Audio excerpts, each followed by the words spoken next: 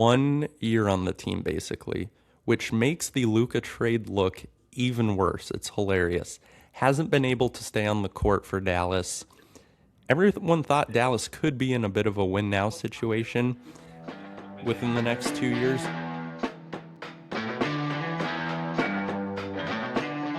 All right, welcome back to Two Generations, One Mic. So today we are doing a little bit of an emergency trade deadline episode because right after we got done recording the other day, the NBA trades started rolling in and have not stopped here, with today being the trade deadline.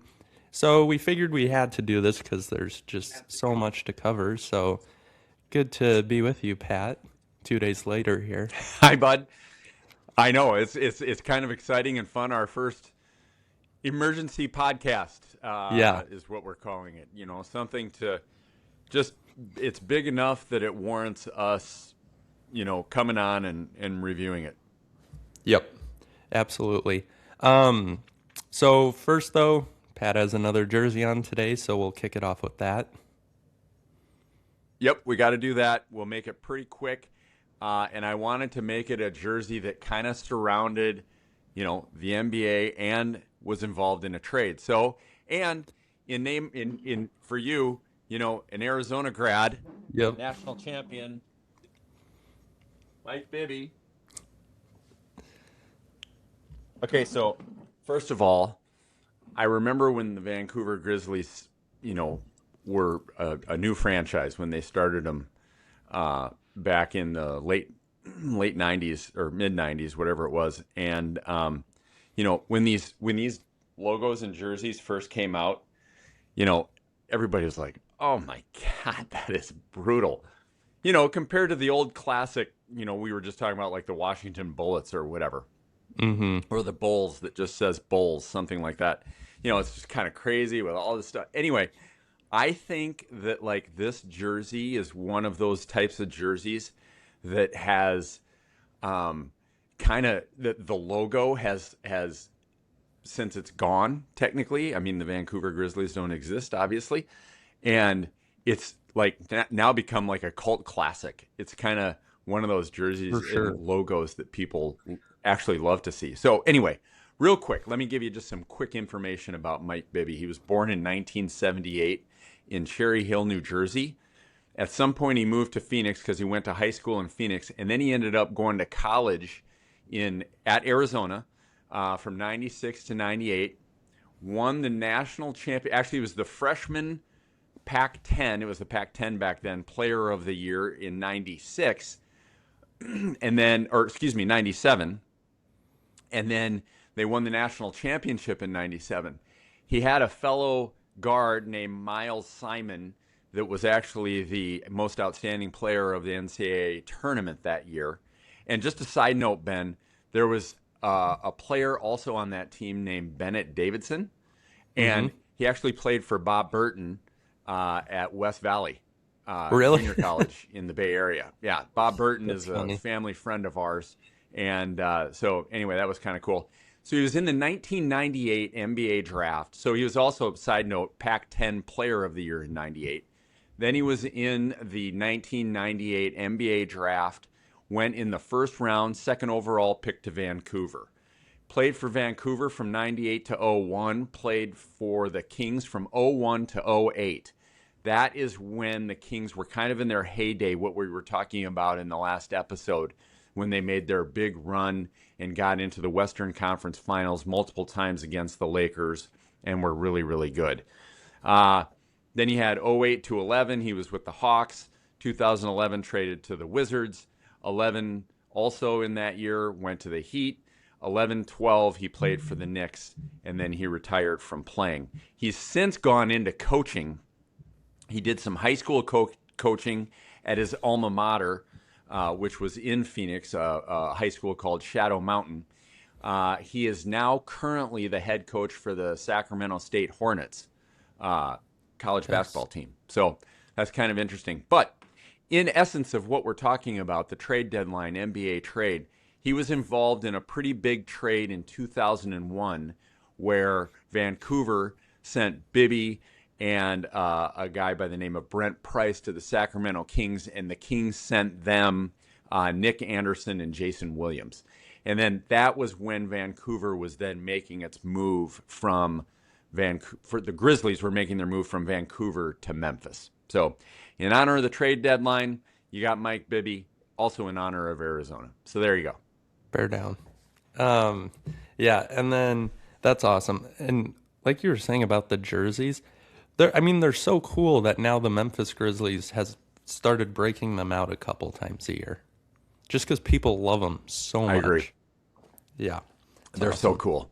They're so cool. And again, it's one of those kind of things that grows on you. Kind of like when we were talking about Justin Rose the other day. Yeah, I didn't care for him a whole lot way back when, but now he's kind of grown on me. Yeah. Same for like this logo. Anyway. That's funny. All right.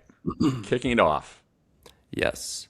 So an hour after we finished filming on Tuesday, that's what started the whole chaos where Jaren Jackson Jr. gets traded to the Jazz as well as John Conchar, Vince Williams Jr., and Jock Londale.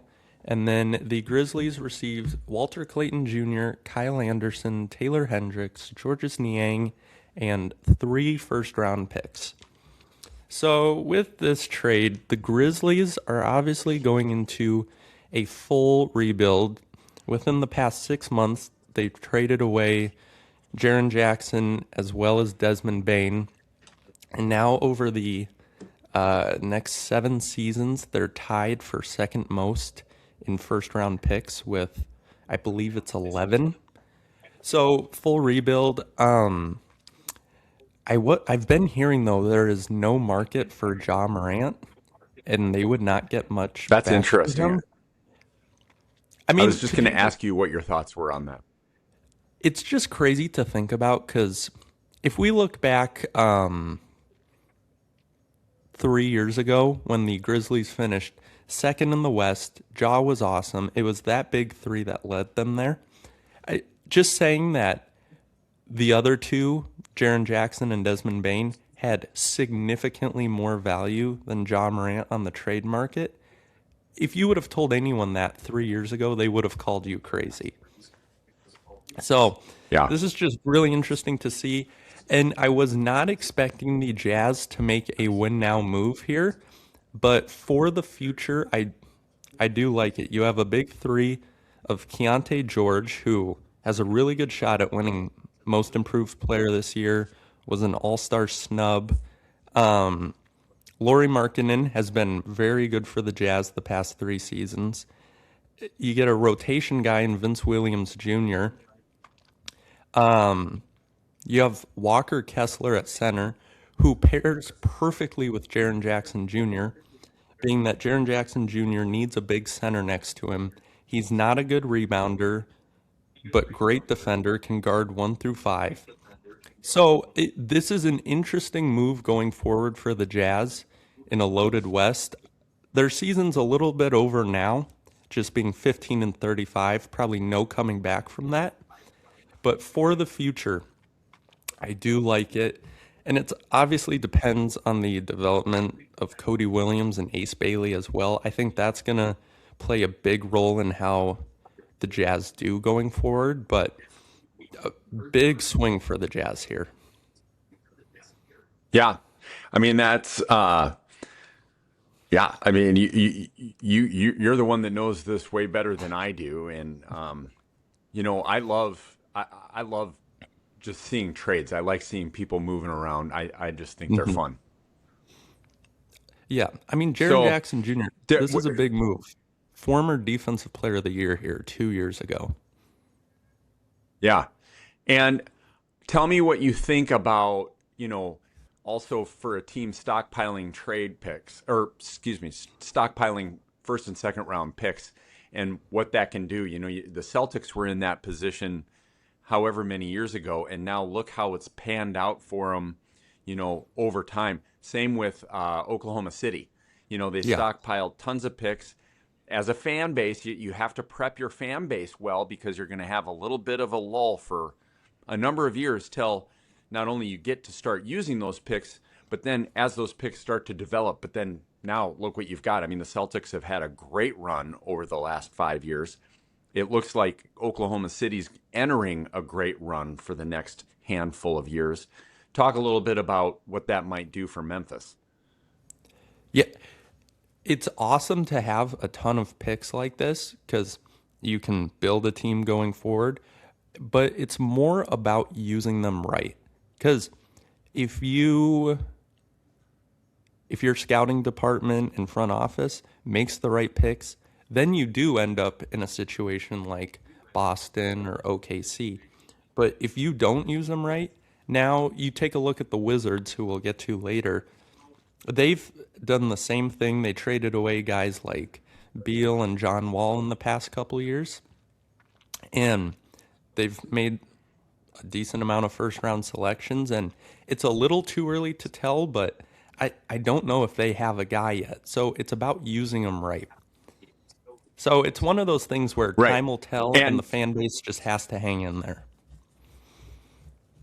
right, the fan base has to hang in there, and also making that right decision on how you and judgment call on how many picks you use on actually picking people out of the draft, and or bundling some picks and getting up and coming veteran that has been in the league for a few years that can come in and you know lead Like you. like the Jazz just did. I mean, before this, I think they had the second most first round picks in the next 7 years besides the Thunder, and they just used three of them here to get Jaren Jackson. So if you make the right move with Yeah. them via trade, great. If you decide to use all of them on drafting players in the draft, that's a way to go too. That's more what the Thunder did.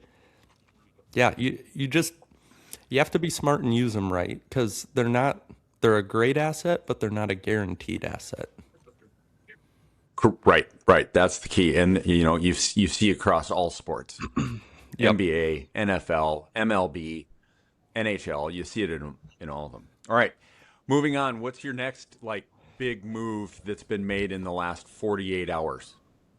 So the next trade we have a three-teamer. The Bulls get Jaden Ivey and Mike Conley. Pistons get Kevin Herter, Dario Saric, and a protected first-round swap.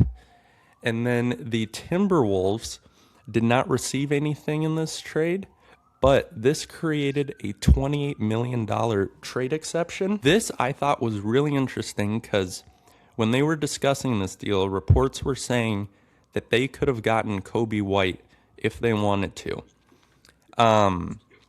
But they opted not to in order to create this $28 million trade exception, which shows I think the Wolves are gearing up to go after Giannis. Because a trade exception, for those who don't know what that means.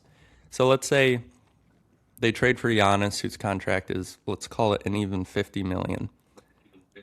Only minus the 28, only 22 million will count towards the cap. If that makes sense. So Okay, I think that's this huge. shows. That's huge for uh, obviously cap, but NBA teams, Ben, you know this better, can go over the cap, but then you start getting into luxury tax levels.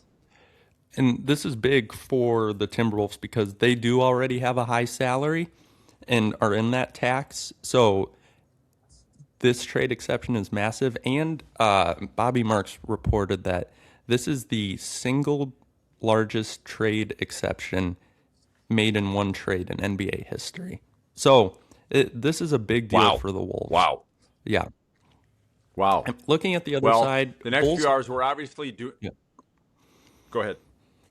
Oh, no, you're right. We have a couple hours left, 4.5. And so there could still be a Giannis trade out there. Yeah. That's exciting. I mean, that would be, Mhm. and that would be huge for Minnesota. I mean, Minnesota has kind of made runs into the way back when Kevin Garnett was there, and I think Marbury was their point guard and whatnot. They made a big Hmm. run to the Western Conference Finals. That was in the Kobe, Shaq, Laker years, and they were just going to be tough to beat. And Yeah. they traded Kevin Garnett. They had Wally Zerbiak, a number of other guys. Then they got into, and then they just kind of came back down and have kind of been around. Now you've got Anthony Edwards, and they've been on a great trajectory. They just got to put some of these final pieces together. And if they were to land Giannis, holy cow, I can't imagine what the energy would be like around the T-Wolves in Minnesota and Minneapolis. That would be pretty exciting. I mean, an Anthony Edwards and Giannis duo, that's about as exciting as it gets. Um, Yeah, for sure. yeah, the Bulls have been active trading for Jaden Ivey, who's a good young guard who's dealt with injuries a little bit over his career. Just didn't really fit in with this Pistons rotation. I like the move going forward here. We'll get into a couple more Bulls moves here. So the next trade I have, Bulls get Anthony Simons and a second round pick. Celtics get Nikola Vucevic and a second round pick. Big move for the Celtics here. Center has been their weakness so far this season. Now you bring in a veteran center who's been in the playoffs before, been a number one option before, can score pretty well, lacks defensively, but the Celtics are a good defensive team. They can make up for that. Love this move for the Celtics as they have had a surprisingly good season here. Right. I mean, Celtics were expecting to be in rebuild mode with Jason Tatum down with the Achilles tear, and have, like you said, have had actually a great season. And it Yeah. looks to me like they're actually trying to put something together to make a little bit of a playoff run. Is that the way you see it? Oh, absolutely. They're top four in the East right now. And Anthony Simons, he was a good bench piece for them, but he was an expiring contract. And with the cap situation the Celtics are in between Tatum, Brown, and White, they probably weren't going to be able to re-sign him this summer anyways. So using him to go get Vucevic to finish out the season at least, it's a great move for the Celtics to try and at least make a solid run here down the stretch. Oh, that's awesome. Good. Yep. Next big one, Cavaliers receive James Harden and the Clippers receive Darius Garland and a second round pick. So this we touched on this one a little bit as it was rumored on Tuesday, but hadn't officially gone Right. through. Darius Garland and Donovan Mitchell were not a great fit playing together, especially when it came to playoff time. They're both 6'2" or shorter guards. This just created a defensive nightmare for the Cavs. They haven't been able to get out of the second round for how well they've done in the regular season. So now they bring in a true like 6'5" guard, big body. But Darius Garland is a young, good asset. So I think Cleveland's now looking at this because Donovan Mitchell's getting towards the end of his contract. It's a win now move. We need to win this in the next 2 years, essentially, wanting to get Donovan to stay. It does make me nervous, though, because you've had so many playoff disappointments with this team, and you bring in Harden, who has a ton of playoff disappointments throughout his career. I don't know if I love this for them. As good as Harden has been this season, 25, 5, and 8 on the year. I also don't understand Harden wanting to get traded. He loved going to the Clippers, his hometown team. And like we talked about on Tuesday, the Clippers were rebounding really well here, playing some of the best basketball in the NBA since December and making a good playoff push after starting 6-20 or whatever it was. So it's interesting. Clippers trying to get younger with Darius Garland. Hopefully he can get healthy here at some point because he's been dealing with a foot injury all year. Yeah, that's going to be interesting, and they've got their new stadium and all Hmm. that. I'm with you. I was surprised to see Harden moved. Yeah. Um, Another major one here. So the Mavericks receive Chris Middleton, AJ Johnson, Malachi Branham, Marvin Bagley III, 2 firsts and 3 seconds. The Wizards receive Anthony Davis, Jaden Hardy, D'Angelo Russell, and Dante Exum. So Anthony Davis out of Dallas after 1 year on the team, basically, which makes the Luka trade look even worse. It's hilarious. Hasn't been able to stay on the court for Dallas. Everyone thought Dallas could be in a bit of a win now situation within the next 2 years. You have Flag, you have Kyrie, you have AD, but it, it creates cap space moving forward. But it now looks like Dallas is entering a rebuild here.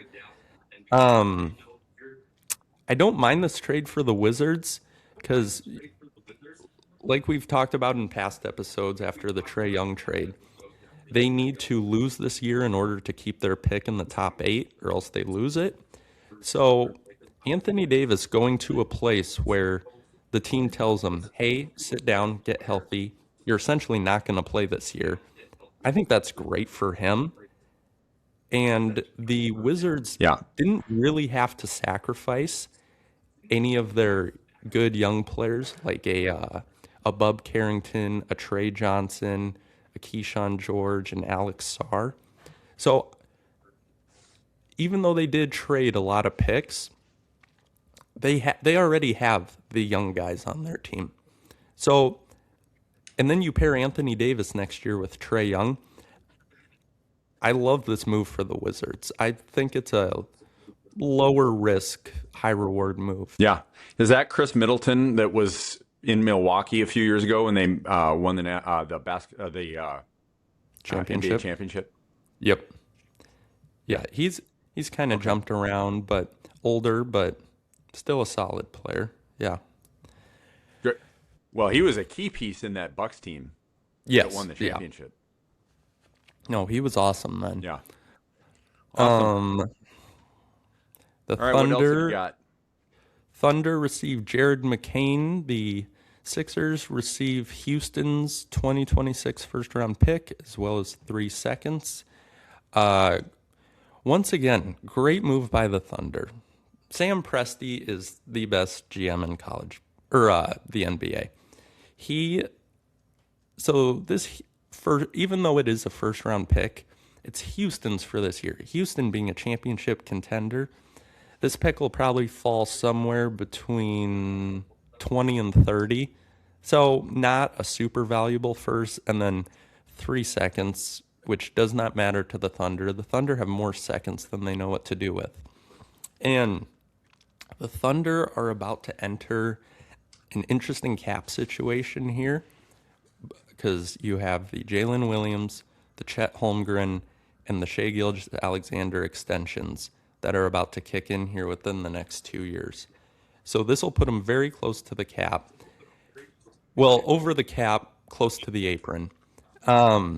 But Jared McCain, before he tore his Achilles last year, he was leading the Rookie of the Year race, but hasn't been able to get a solid spot in the rotation this year after the Sixers drafted Edgecombe and re-signed Quentin Grimes, and then you also have Maxey in there. So they had a deep guard rotation. But over the next 2 years, next year Jared McCain makes $4 million, and the year after he makes $6 million. So he'll be a solid bench piece that they can keep around due to him not making very much money.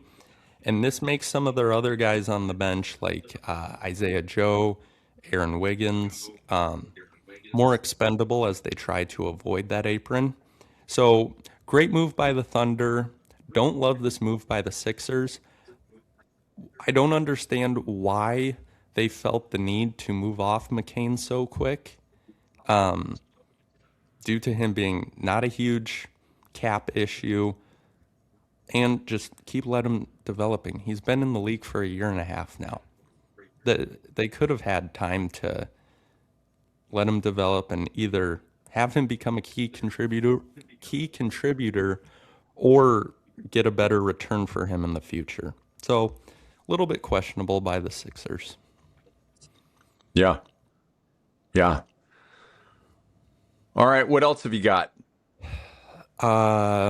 The Bulls receive Colin Sexton, Usman Jang in 3 seconds. The Hornets receive Coby White. Love this move for the Hornets. They are one of the most exciting offenses in basketball right now and are actually making a solid push in the East, and I will give you credit. I don't know if this is an episode we ever posted, but if you remember before the season started, we did our teams to Yes. watch out for, and yours was the Hornets. And Yes, I do remember that. I don't know if I totally believed you, but you were 100% right. Yeah. This team has been so fun to watch. And Coby White is going to be an awesome backup point guard, off the bench microwave scorer for him that can kind of lead that second unit.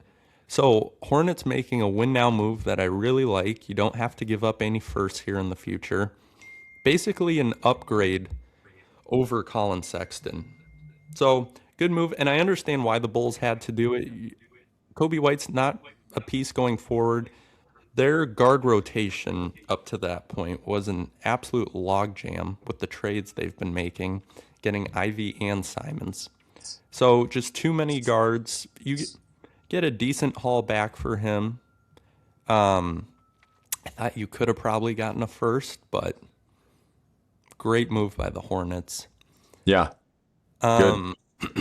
They are super exciting. I mean, man, oh man. They're young and they just lob that ball all over the place. They play so fast, and Yeah. Con Knipple has been so amazing his rookie season. LaMelo and Brandon Miller have finally been healthy. They're playing well. Yeah, they are a fun team. I just picture them having a ton of fun off the court too. I mean, I truly hope it's like that. Yeah. It's the chemistry is there off the court as much as it is on. Did you see the picture of when this was about a month or two ago? They had a road game in Milwaukee, and they got there the day before the game. And Con Knipple is from Milwaukee, so they asked all his teammates asked Con, "What are we doing tonight?" And Con's like, "Well, I'm going home to have dinner with my family." And they're all like, "All right, we're going to Con's house." And so Con called his mom, and he's like, "Hey, can some teammates come over?" And she's like, Can I "Yeah." bring some friends? Can I bring some friends home from school? Yeah. And she said, "Yeah, how many?" And he goes, "Well, the whole team." So she made 25 pounds of fajitas and fed the entire team. That is so cool. Yeah. I love stories like that. I mean, you've known me forever. I just when playing in growing up in high school sports and all that, I had as much fun with the team off the court as I did on. And so obviously they're professionals, and so it's a job. It's not it's different, but Yeah. I know I would try to make it as fun off the court as I do on. For sure. No, it is So I fun when love you that see stuff. teams doing, off the court Yeah. stuff like that. I think that's super cool. Super cool. Yeah. This one it is not a massive trade that means much, but I think it's more just funny. So Chris Paul obviously got sent home by the Clippers because he and Tyronn Lue were not getting along, getting into it.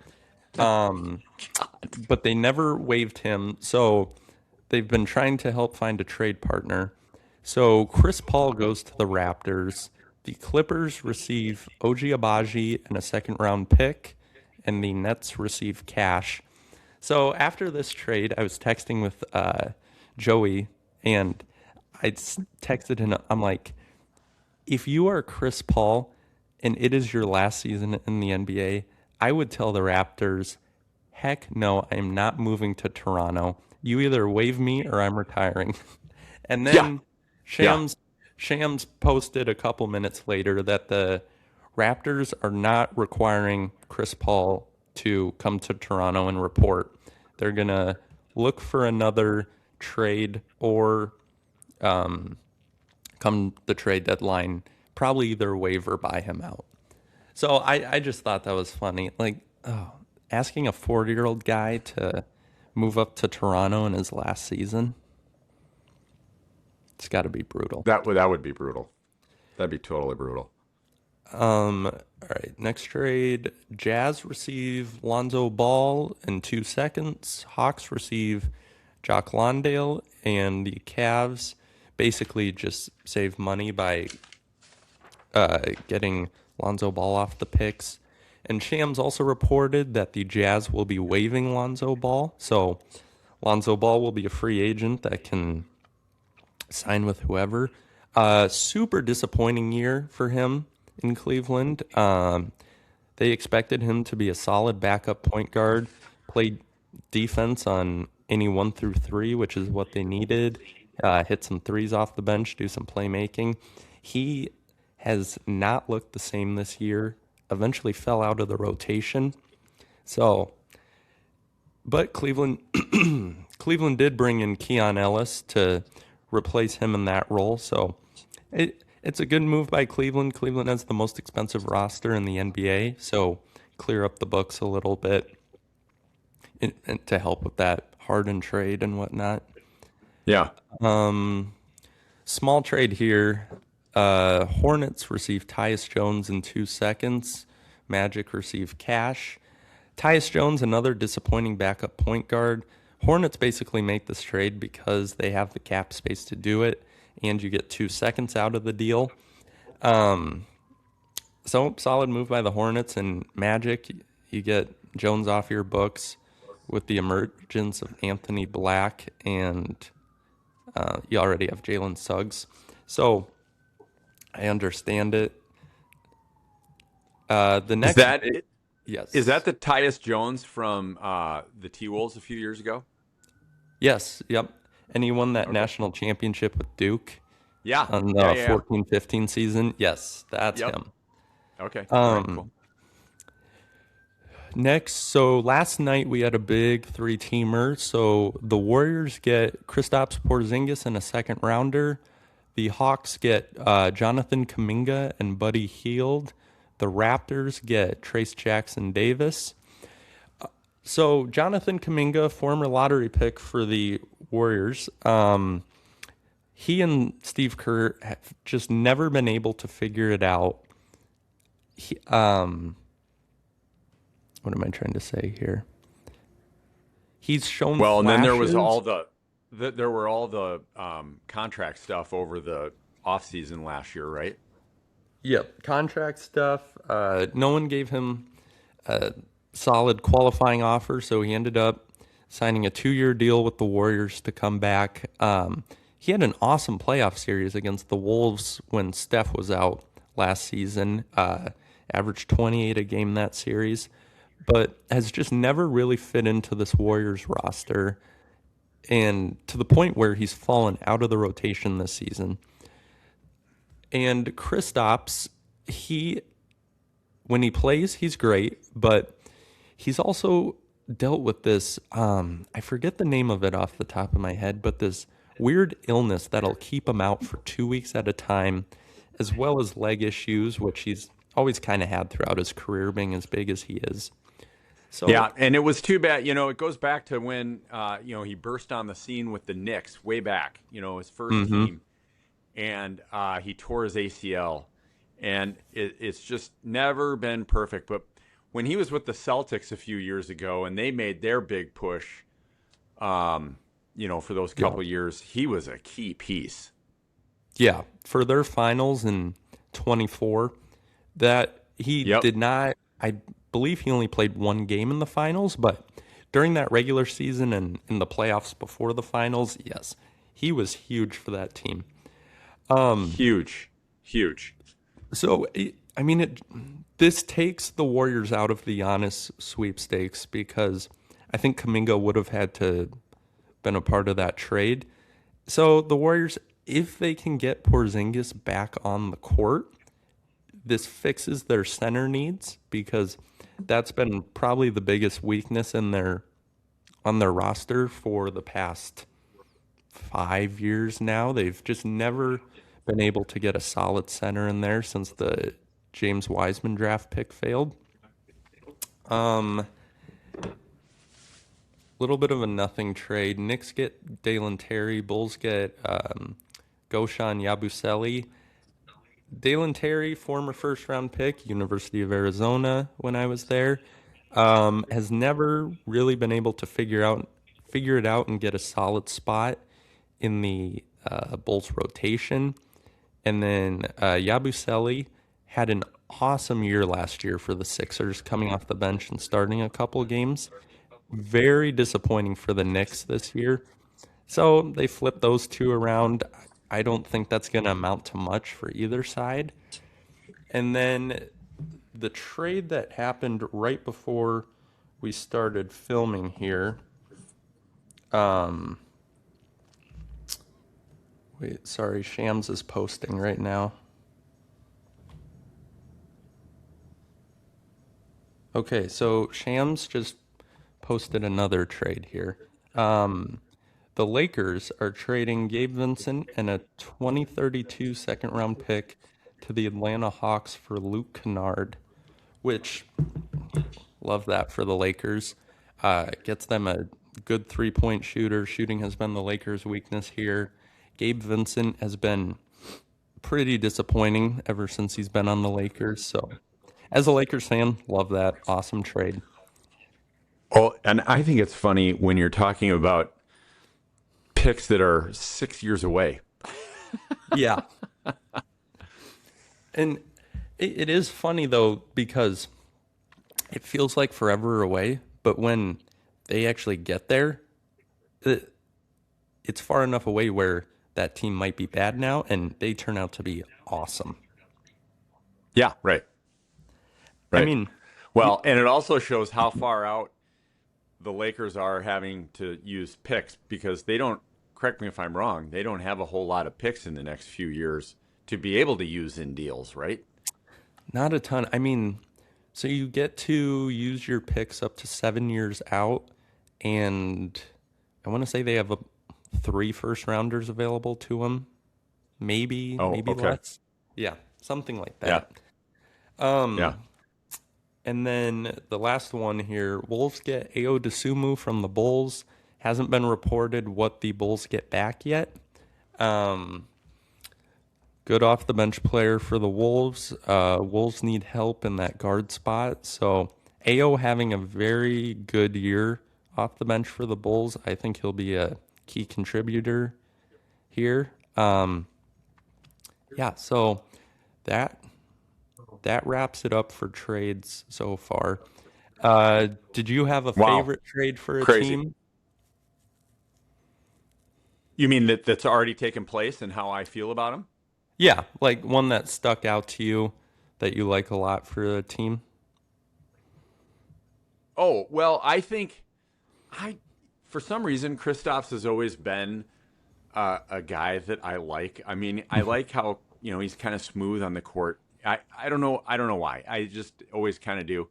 So I think it'll be interesting how he blends in with, the Warriors as they are made up now. Now, granted, they're, a very, very different team from when they were in the NBA championship series every year for, a number of years there and making their Yeah. crazy run.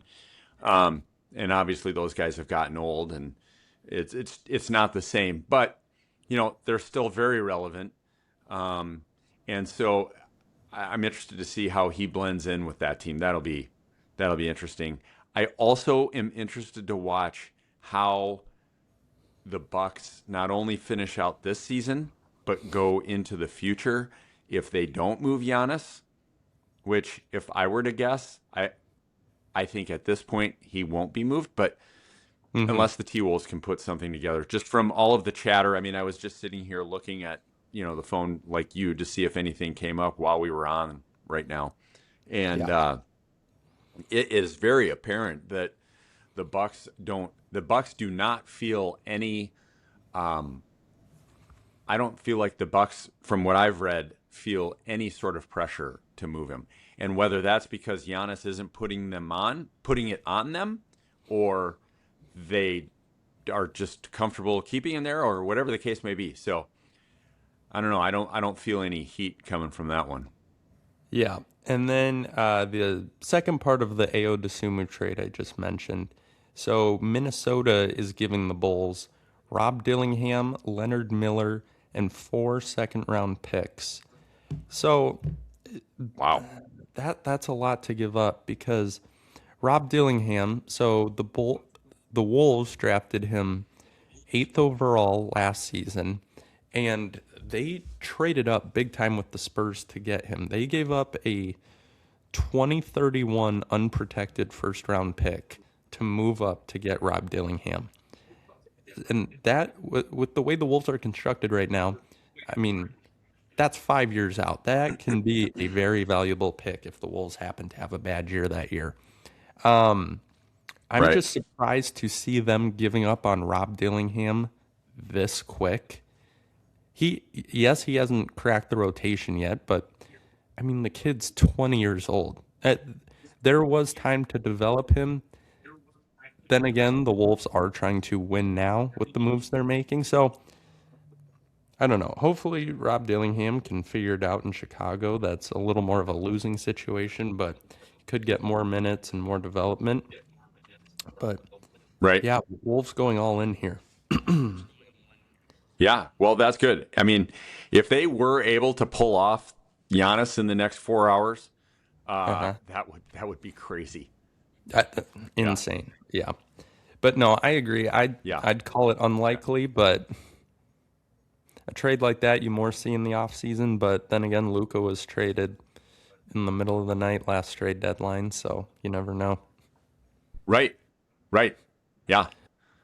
Well, that's awesome, Ben. I got to tell you, it's fun to listen to you talk about that. I mean, you ever since the beginning of high school, you have always gone deep into the NBA. And I mean, I would always just tell friends, I'm like, God, the kid talks about bench players for the Magic. It's like, what the hell?